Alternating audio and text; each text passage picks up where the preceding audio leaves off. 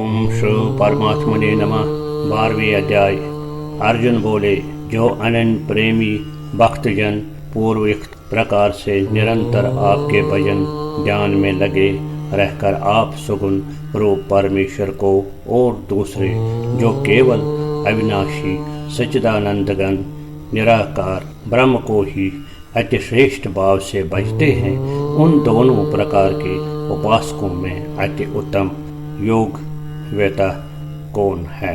श्री भगवान बोले, मुझ में मन को एकाग्र करके निरंतर मेरे भजन ध्यान में लगे हुए जो भक्तजन अतिशय श्रेष्ठ श्रद्धा से युक्त होकर मुझ सुगुण रूप परमेश्वर को भजते हैं, वो मुझको योगियों में अति उत्तम योगी मान्य है। परंतु जो पुरुष इंद्रियों के समुदाय को बलि प्रकार वश में करके मन बुद्धि से परे सर्वव्यापी अकथनीय स्वरूप और सदा एक रस रहने वाले नित्य अचल निराकार अविनाशी सच्चिदानंद घन ब्रह्म को निरंतर एक भाव से ध्यान करते हुए भजते हैं, वह संपूर्ण भूतों के हित में रत और सब में समान भाव वाले योगी मुझको ही प्राप्त होते हैं।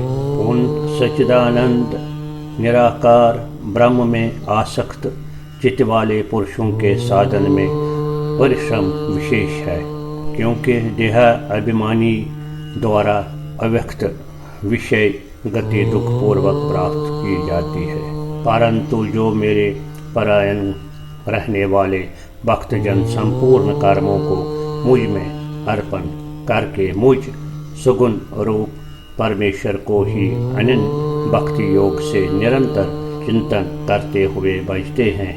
हे अर्जुन, उन मुझ में चित्त लगाने वाले प्रेमी भक्तों का मैं शीघ्र ही मृत्यु रूप संसार समुद्र से उद्धार करने वाला होता हूँ। मुझ में मन को लगा और मुझ में ही बुद्धि को लगा, इसके उपरांत तू मुझ में ही निवास करेगा, इसमें कुछ भी संशय नहीं।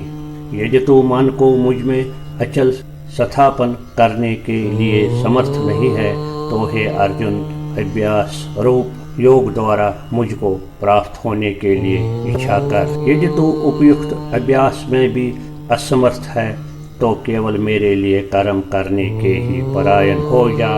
इस प्रकार मेरे निमित्त कर्मों को करता हुआ भी मेरे प्राप्ति रूप सिद्धि को ही प्राप्त होगा। स्वार्थ को त्याग कर तथा परमेश्वर को ही परम आशय और परम गति समझकर निष्काम प्रेम भाव से सती शिरोमणि पतिव्रता स्त्री की भांति मन वाणी और शरीर द्वारा परमेश्वर के ही लिए यज्ञ दान और तप आदि संपूर्ण कर्तव्य कर्मों के कारण का नाम भगवत कर्म है। यदि मेरी प्राप्ति रूप योग के आश्रित होकर उपयुक्त साधन को करने में भी तो असमर्थ है, तो मन बुद्धि आदि पर विजय प्राप्त करने वाला होकर सब कर्मों के फल का त्याग कर मर्म को न जानकर किए हुए अभ्यास से ज्ञान श्रेष्ठ है। ज्ञान से मुझ परमेश्वर के स्वरूप का ध्यान श्रेष्ठ है और ध्यान से सब कर्मों के फल का त्याग श्रेष्ठ है, क्योंकि त्याग से तत्काल ही परम शांति होती है। जो पुरुष सब भूतों में द्वेष भाव से रहित सर्वत्र रहित सबका प्रेमी और हेतु रहित दयालु है तथा ममता से रहित अहंकार से रहित सुख दुखों की प्राप्ति में सम और क्षमावान है, अर्थात अपराध करने वालों को भी अभय देने वाला है, तथा जो योगी निरंतर संतुष्ट है, मन इंद्रियों सहित शरीर को वश में किए हुए है और मुझ में दृढ़ निश्चय वाला है, वो मुझ में अर्पण किए हुए मन बुद्धि वाला मेरे भक्त मुझको प्रिय है। जिससे कोई भी जीव उद्वेग को प्राप्त नहीं होता और जो स्वयं भी किसी जीव से उद्वेग को प्राप्त नहीं होता, तथा जो हर्ष अमर्ष बाई और उद्वेग आदि से रहित है, वो भक्त मुझको प्रिय है। जो पुरुष आकांक्षा से रहित बाहर भीतर से शुद्ध चतुर पक्षपात से रहित और दुखों से छुटा हुआ है। वो सब आरंभों का त्यागी मेरा बख्त मुझको प्रिय है, जो न कभी हर्षित होता है, न द्वेष करता है, न शोक करता है, न कामना करता है, तथा जो शुभ और अशुभ संपूर्ण कर्मों का त्यागी है, वो बख्त युक्त पुरुष मुझको प्रिय है। जो शत्रु मित्र में और मान अपमान में सम है, तथा सर्दी गर्मी और सुख दुख आदि द्वंद्वों से सम और आसक्ति से रहित है। जो निंदा स्तुति को समान समझने वाला मननशील और जिस किसी प्रकार से भी शरीर का निर्वाह होने में सदा ही संतुष्ट है और रहने के स्थान में ममता और आसक्ति से रहित है, वो स्थिर बुद्धि भक्तिमान पुरुष मुझको प्रिय है।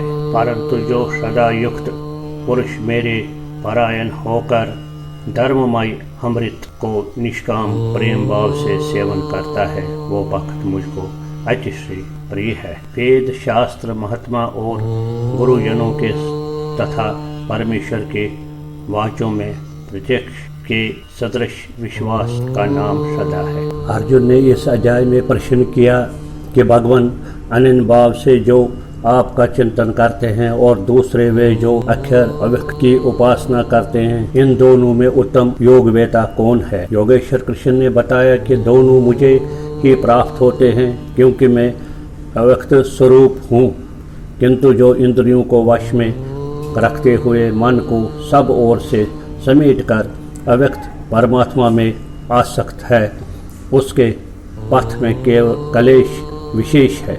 जब तक देह का बान है, तब तक अव्यक्त स्वरूप की प्राप्ति दुख पूर्ण है, क्योंकि अव्यक्त स्वरूप तो चित्त के निरोध और विलय काल में मिलेगा। इसके पूर्व उसका शरीर तो बीच में बालक बन जाता है। मैं हूँ मुझे पाना है कहते कहते अपने शरीर की ही ओर घूम जाता है। इसके लड़खड़ाने की अधिक संभावना है। अतः अर्जुन, तो संपूर्ण कर्मों को मुझ में अर्पण करके अनन्य भक्ति से मेरा चिंतन कर। जो मेरे परायण भक्तजन संपूर्ण कर्मों को मुझ में अर्पण करके मानव शरीरधारी मुझ सुगुण योगी के रूप का ज्ञान दौरावत निरंतर चिंतन करते हैं, उनका मैं शीघ्र ही संसार सागर से उद्धार करने वाला हो जाता हूँ। अतः भक्ति मार्ग श्रेष्ठ है। गत अध्याय के अंत में योगेश्वर श्री कृष्ण ने कहा कि अर्जुन, तेरे सिवाय न कोई पाया है, न पा सकेगा जैसे तूने देखा, किंतु अनन्य भक्ति अथवा अनुराग से जो बचता है, वो इसी प्रकार मुझे देख सकता है, तत्व के साथ मुझे जान सकता है और मुझ में प्रवेश भी पा सकता है। अर्थात परमात्मा ऐसी सत्ता है जिसको पाया जा सकता है अनंत भक्ति से। इस अध्याय में भक्ति को श्रेष्ठ बताया गया है, अतः इस अध्याय का नामकरण भक्ति योग है। जय श्री कृष्ण। अगर आपने हमारे चैनल मुक्ति सागर को पहले सब्सक्राइब नहीं किया है तो सब्सक्राइब करें। वीडियो अच्छा लगे तो लाइक और शेयर भी करें, ताकि हमारे वीडियो की नोटिफिकेशन सबसे पहले आप तक पहुंच जाए। धन्यवाद।